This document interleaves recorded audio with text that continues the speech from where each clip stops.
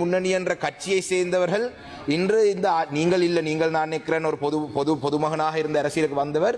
ஆனா இன்று அரசு தரப்பில் இருக்கும் பலர் இந்த பதவிகளை வகிக்கிறதுக்கு கூட பொது மன்னிப்பு வழங்கி இருக்காட்டி அவங்க இன்று பதவியில் இருக்க முடியாது.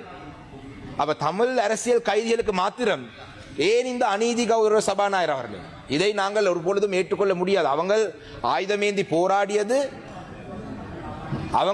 அவங்கள் நம்பிக்கை வைத்த ஒரு அரசியல் காரணத்துக்காக.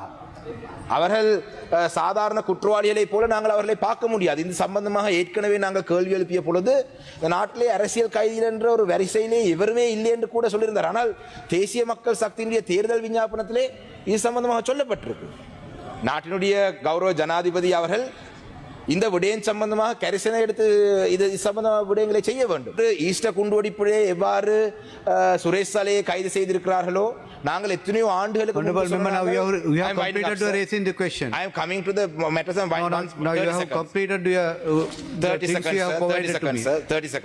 சுரேஷ் சாலை இன்று கைது செய்திருக்கிறார்கள், வரவேற்கின்றோம், நல்ல விடயம்.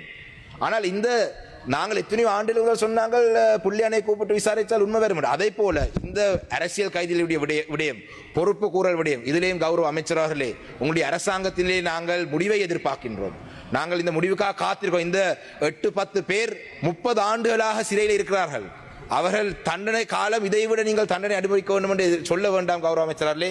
இவர்களை உடனடியாக பொது மன்னிப்பின் கீழே விடுவிக்குமாறு நான் கேட்டுக்கொள்கின்றேன்.